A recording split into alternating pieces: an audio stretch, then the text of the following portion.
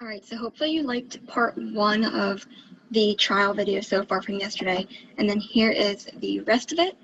And I hope you have a good weekend. Like I said, on Monday morning, I would like everyone to get on the Zoom office hour from 9:30 to 10, and we can have a little discussion about what you think about this. Enjoy the rest of the trial video. Welcome back to How It Really Happened. I'm Hill Harper. By June 2011, Florida versus Casey Anthony was in full swing. Prosecutors claimed Kaylee was murdered by her mother, Casey, and believed it was done using a combination of chloroform and duct tape. The defense team said it was an accident. Little Kaylee drowned in the Anthony family pool. A fierce court battle was about to ignite over forensics. The critical question, how did Kaylee die? My name is Dr. Jan Garavaglia. A medical examiner gives two opinions. One is the manner of death. Is it homicide, suicide, accident, natural causes, undetermined? Do you have an opinion as to the manner of death in this case? Yes. What is that opinion? Homicide. The other one is cause of death. Like, what actually is the mechanism that caused death? The body had been in the woods for so long, partially submerged, that how Kaylee died would never be definitively determined. We don't have any soft tissue. We don't have any blood. We don't have any bone marrow. These are dry, non-smelly bones. I couldn't definitively say what the cause of death is, but there is enough circumstantial evidence. There is no child that should have duct tape on its face when it dies.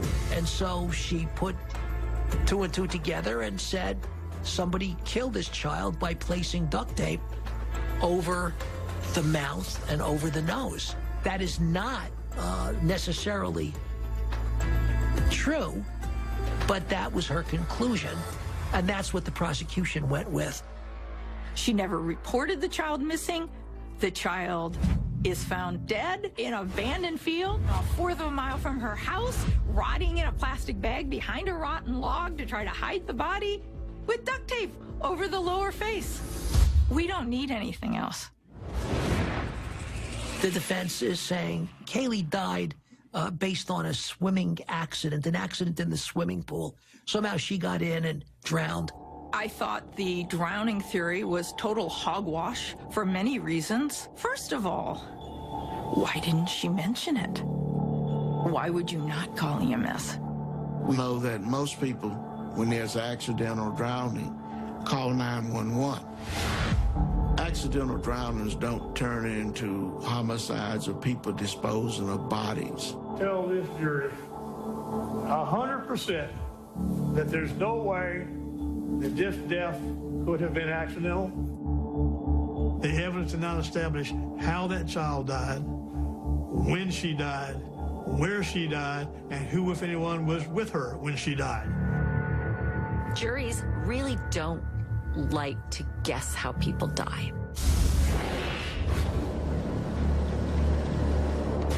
When you first opened the garage door and walked into the garage, what do you recall noticing? A smell. Was it an offensive smell? Yes. The decomposition that I smelled in the trunk of my daughter's car smelled like human decomposition. Another battle came with another expert later, Arpad Voss, about whether or not his experiments and research into the odor of decomposition was really a valid, good science. There are many issues that come out as to whether that is a reliable indication of a body or not. What that meant is that chemistry needed to be applied, and samples were taken from the trunk. The large peak was identified as chloroform.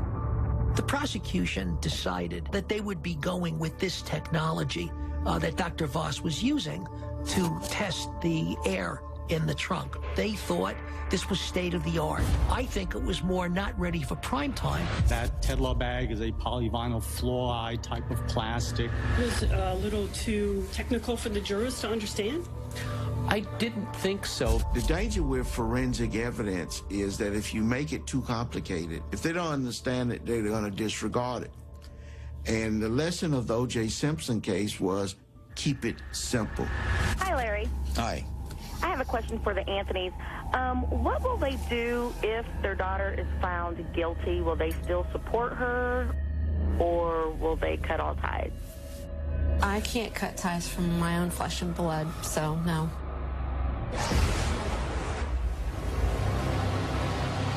So finally, June 30th, the defense rests, and they make the announcement in court: Casey is not going to take the stand.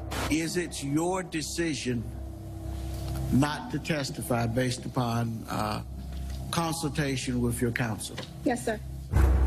Breaking news, Casey Anthony's fate now in the hands of the jury. Going into verdict watch, people were pretty resolute. She was going down. She was guilty.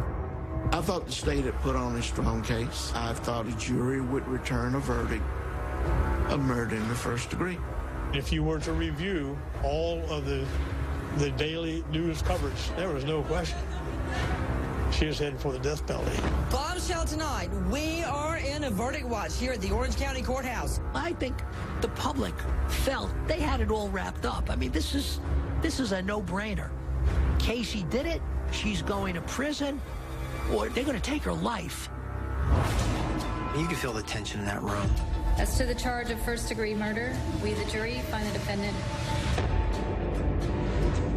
I love that little girl more than I ever thought I could love anything in this entire world, or anyone for that matter. So this jury has been deliberating now 10 hours and 40 minutes. We have word that the jury has a verdict in the Casey Anthony murder trial. After almost 11 hours of deliberation, on July 5th, the jurors returned their verdict. And so the judge comes in, and the clerk, the deputies all gather. The court deputy brought the verdict forms up to me. You could feel the tension in that room. You couldn't even hear people breathing because people were literally holding their breath. Will the defendant rise along with counsel? State of Florida versus Casey Marie Anthony. As to the charge of first-degree murder, verdict as to count 1. We, the jury, find the defendant not guilty. So say we all. Dated at Orlando, Orange County, Florida, on this 5th day of July, 2011. I was totally floored. I was in complete shock and disbelief. It knocked the wind out of me. You are seeing the inside of a stunned courtroom. It wasn't George's car that smelled like it had a dead body. I mean, it was Casey's car. It wasn't George that spent a month lying about where the baby was. It was Casey. Top Mom, Casey Anthony has been found, for all intents and purposes, not guilty. I thought, surely she'd be responsible for something. Not guilty of aggravated manslaughter, not guilty of aggravated child abuse. The only thing they found her guilty of was lying to the police. Casey was crying, and I thought that was all like manufactured crap, that she just pulled something over on the world. The devil is dancing tonight. I think the prosecution was stunned, and so was the public. They call this justice. OJ number 2. OJ number 2. That's what you're hearing here. It's wrong. She got away with it. I can't even talk. I'm appalled by this. I mean, these people were angry. Justice for Kaylee! Justice for Kaylee! Justice for Kaylee! The only thing they did not have was pitchforks and ropes and burning torches. The best feeling that I have today is that I know I can go home and my daughter will ask me, "What did you do today?" And I can say I saved a life. I thought that the jury got it right. The state didn't prove their case. Cause of death would have been helpful, like really helpful, or at least where it happened or when it happened, or any witness or anyone even that would have said she was not a good mother. Ultimately, the jury was asked a very simple question. Do you know what killed this child? How did she die? They don't know. Could it have been an accident? Sure. That did it. Reasonable doubt. That's all they needed. She was convicted of 4 counts of lying to the police. He gave her a maximum sentence a full year and $1,000 fine for each of the 4.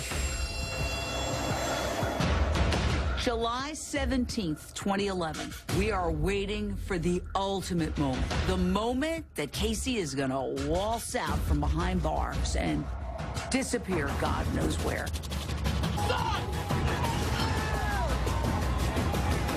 And all of a sudden, shortly after midnight, whoop, there comes Casey. She gets into this vehicle and heads off into the night.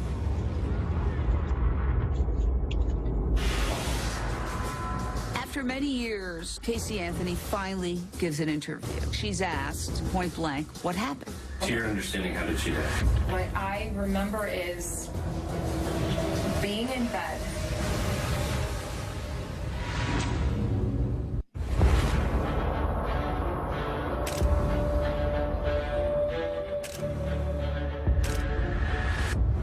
Despite the verdict, Casey was still the most hated person in America. I suspect for a lot of people, it's still that way today. Casey's living out a very unusual life. Semi-seclusion, I think you could say. She's in West Palm Beach, Florida. Casey only recently has felt sufficiently safe to be able to go outside a house, to go to a store, because of the threats. Ultimately, she ended up living with Pat McKenna, the lead investigator on the defense team, and he's somebody who also handled the O.J. Simpson case.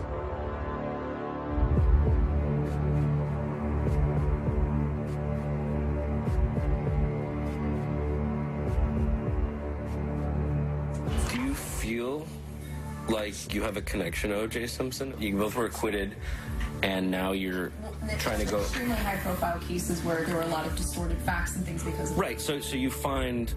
You feel like you're in the same boat in a way. There's a parallel. There's a lot of parallels, and I can empathize at least a little bit with his situation. She's doing research for Pat McKenna. She's also got her own photography company. I don't know what it is about these women accused of murder. Jodi Arias was a photographer, too. You were convicted of one thing. Lying to the cops. Right. People lie to the cops every day. Cops lie to people every day. I'm just one of the unfortunate idiots who admitted that they lied. To your understanding, how did she die? I don't know. You don't know? Something about drowning, possibly. Everyone else has their theories. I don't know. Uh-huh. So your parents had her? My dad did. And next thing you know, she's missing, and, right? How did it play? I did what I was told. I don't remember too much of what happened. She's asked, point blank, what happened? And she says, I don't know. Give me the situation when things went wrong. When did things go wrong? All of a sudden, it's like, where's Kaylee? Like, is that how it went? No, what I remember is being in bed, my mom coming in before she left her work and saying goodbye to us, and then waking up several hours later. And later in the morning. Hour, 2 hours later, and not knowing where she was. Don't you wish you know what happened? Absolutely. What I see is Casey trying to maintain her mystique, to intrigue the public. Oh, wait, now we're back to square one. We don't know what happened. I'm still not even certain as I stand here today about what happened. I personally don't believe her. I think she knows exactly what happened to her daughter, but she's a woman who can live with lies, and maybe she's convinced herself that she doesn't know. It's just a blank spot. What the hell happened? It's not even that. It's something that's outside of me that if I knew at this point, if I knew what actually happened, I'd be able to fill in those blanks. Casey just doesn't accept responsibility for what she did to her family. She doesn't care about anybody but Casey. Whether or not we will ever have closure on this, I doubt it. Because there's only one person that can actually provide that, and that's Casey. We all pay for our sins, and some of us pay for it in this lifetime, and some of us will pay for it in the next. She'll get what's coming to her. I'm very confident of that. I don't give a shit about what anybody thinks about me. I don't care about that. I never will. I'm okay with myself. I sleep pretty good at night.